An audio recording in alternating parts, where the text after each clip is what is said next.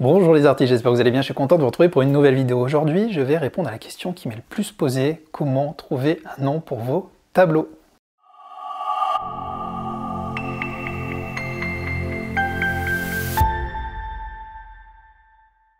Je m'appelle Anthony Chambaud, je suis artiste peintre et ces dernières années, j'ai réalisé plusieurs centaines de tableaux abstraits. Donc depuis le début, j'ai cherché une méthode qui va me permettre à la fois de trouver un nom simplement, qui va connoter des émotions, qui phonétiquement va sonner comme je le souhaite, qui va être vraiment en accord avec ce que je fais.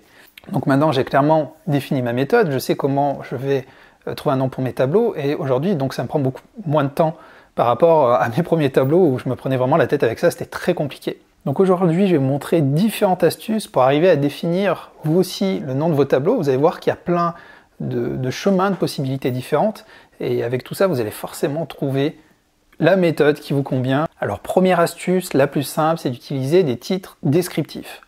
Donc je m'explique, vous allez tout simplement décrire ce que vous voyez dans votre tableau. Si par exemple vous faites du figuratif et que vous avez fait un joli tableau à la plage en plein été, vous pouvez mettre jour d'été ensoleillé.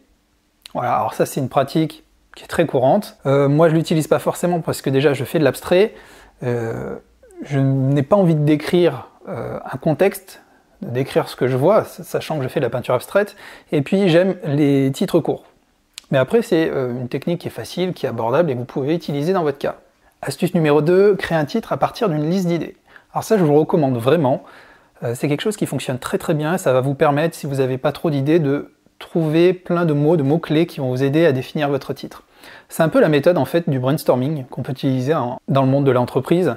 Ne prenez pas peur du mot, c'est très très simple, c'est tout simplement le fait de regarder votre tableau et d'en sortir tous les mots qui vous passent par la tête, que ce soit des mots qui vont décrire votre tableau, les couleurs, les formes, des mots-clés associés à des émotions, enfin voilà, vous recopiez tout, par exemple carré, rouge, chaleur, torride, voilà, vous pouvez mettre tous les mots-clés que vous voulez, et en fonction de ça, déjà, ça va vous permettre d'avoir une idée globale de votre tableau, et petit à petit, vous allez barrer des mots qui ne correspondent pas, vous allez garder que les meilleurs, et vous pouvez donc l'utiliser pour votre titre. Vous pouvez aussi, on le verra tout à l'heure, les concaténer, prendre une partie d'un mot, les combiner avec un autre, et ça fonctionne très très bien. Donc je vous recommande vraiment la liste d'idées. Autre astuce, jouer sur les émotions, c'est vraiment quelque chose que je vous recommande, c'est très puissant.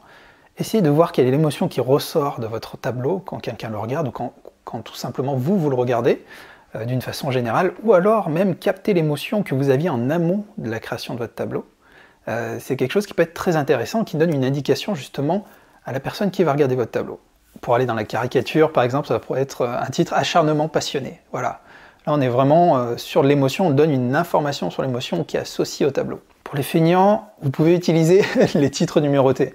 Alors les titres numérotés, c'est à la fois facile à utiliser, mais c'est aussi un piège, je m'explique pourquoi. Il vous arrive peut-être de faire des séries de tableaux par exemple, c'est-à-dire que vous partez d'un tableau, d'une thématique, et vous allez légèrement décliner ou faire évoluer votre œuvre à travers différents tableaux, différents supports.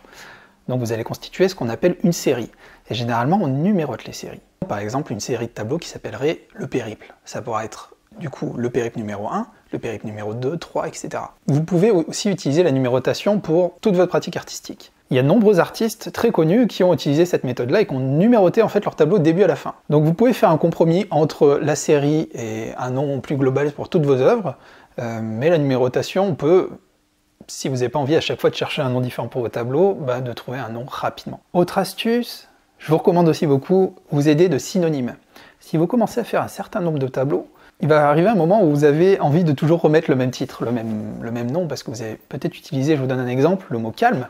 Si vous utilisez le mot calme dans un tableau, et que en fait votre prochain tableau est à peu près dans le même état d'esprit, que vous avez envie d'utiliser le mot calme une nouvelle fois, il y a une astuce très puissante qui est l'utilisation du synonyme, c'est-à-dire que vous prenez les synonymes du mot en question, du mot calme, vous allez avoir quiétude, relaxation, bien-être, apaisement, détente, soulagement, voilà, vous en avez plein. Et du coup, ça vous donne tout un spectre de nouvelles idées que vous allez pouvoir utiliser pour votre titre. Autre astuce qui va toucher un peu les autres, c'est la personnalisation.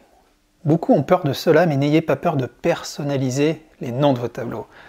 Une fois de plus, et c'est pour ça que j'adore la peinture, l'abstrait, les arts en général, c'est qu'il n'y a pas de règle, vous pouvez inventer votre mot à vous et personne ne pourra vous le reprocher. Et moi j'adore ça, la création de mots, c'est-à-dire que vous pouvez très bien utiliser les techniques précédentes, c'est-à-dire faire une liste d'idées, mettre dedans des émotions, des titres descriptifs, donc des formes, des couleurs, etc. Gardez les quelques mots que vous avez sélectionnés, les concaténer, les couper et créer un seul mot à partir de ces différents mots que vous aurez sélectionnés.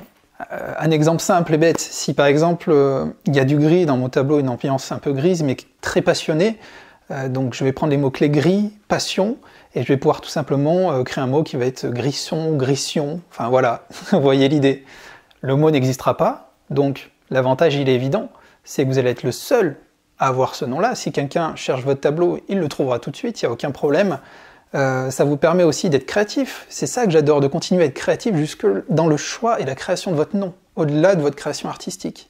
Donc, quelque chose de très puissant, déclinable à l'infini, donc n'hésitez pas à personnaliser. Le plus important, c'est de trouver votre truc, de trouver votre méthode. Si malgré tout ça, vous n'avez pas d'idée, il existe une solution très simple, je le vois beaucoup autour de moi. Moi, honnêtement, je ne l'ai jamais utilisé, mais ça peut vous dépanner. Si vous avez vraiment aucune idée, c'est d'utiliser aujourd'hui la puissance d'Internet, des réseaux sociaux pour solliciter de l'aide autour de vous. C'est-à-dire que par exemple, vous allez sur Facebook, vous mettez une photo de votre tableau et vous allez tout simplement poser la question « Quel titre me conseillez-vous pour ce tableau ?» Alors vous allez voir, ça fonctionne très bien parce que du moment où on sollicite une audience, où on demande quelque chose, eh ben, les gens sont très réactifs, peuvent être très créatifs. Du coup, vous aurez plein d'idées que vous n'aurez pas forcément eues, vous, en passant des heures à réfléchir sur votre titre. Donc, que ce soit Instagram, Facebook, Twitter, tous vos réseaux sociaux ou de visu avec vos proches, demandez des idées pour vos tableaux. Alors pour conclure, trouver un titre, c'est pas évident. Au début, c'est pas évident, et de ce que j'ai pu, moi, ressentir quand j'ai commencé mon premier tableau, et ce que j'ai pu en constatant tous vos retours, c'est que c'est une étape aussi qui est assez déstabilisante, tout comme le fait de finir un tableau, de signer son tableau. Donc définir un titre, c'est tout aussi complexe. Il y a toujours ce problème le problème du syndrome de l'imposteur. On a l'impression qu'on n'a pas forcément de légitimité dans notre création, ce qui est stupide finalement, parce que c'est bien nous qui l'avons fait. Et donc ce problème de légitimité va jusqu'à la signature et jusqu'à la définition du nom que vous allez donner à ce tableau. Donc une fois de plus, comme je vous le recommande toujours, faites les choses simples, mais en tout cas il faut que ça vibre avec vos convictions, avec votre art, avec ce que vous avez envie de véhiculer avec les gens. Il faut que ça vous appartienne. Donc tout comme votre création, mettez-vous à nu et essayez de mettre votre trip dans ce que vous faites, et du coup, le nom va venir mécaniquement de la même façon. Il faut que ça vibre avec votre création, il faut que ce soit vraiment en accord. Maintenant, j'ai une question à vous poser. Et vous, comment faites-vous ? Ça serait intéressant de partager avec nous vos différentes méthodes pour trouver un titre.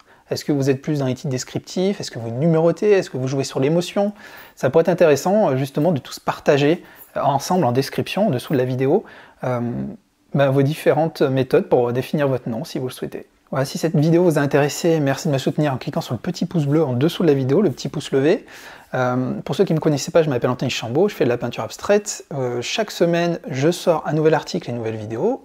N'oubliez pas de vous abonner en dessous de la vidéo pour recevoir les prochaines vidéos. Si vous souhaitez aller plus loin, je vous propose aussi de télécharger gratuitement mon guide du matériel. Dedans, je vous mets tout le matériel que j'utilise pour ma pratique de la peinture abstraite à l'acrylique. Il est accompagné d'un podcast audio dans lequel j'essaie de vous motiver pour vous lancer à la peinture. Et c'est aussi accompagné de quelques mails que vous allez recevoir pendant une semaine, enfin pendant 4 jours, c'est totalement gratuit. Des mails où dedans, je vous donne différents articles, différents conseils sur la pratique de la peinture acrylique, la couleur, la psychologie associée autour de la pratique de la peinture abstraite. Voilà, donc n'hésitez pas à cliquer sur ce lien si ça vous intéresse. En tout cas, je vous remercie d'avoir regardé cette vidéo. N'hésitez pas à la partager autour de vous si vous pensez que ça peut aider d'autres personnes. Le but, c'est qu'un maximum de personnes puissent en profiter. Je vous remercie et je vous dis à très bientôt pour une autre vidéo.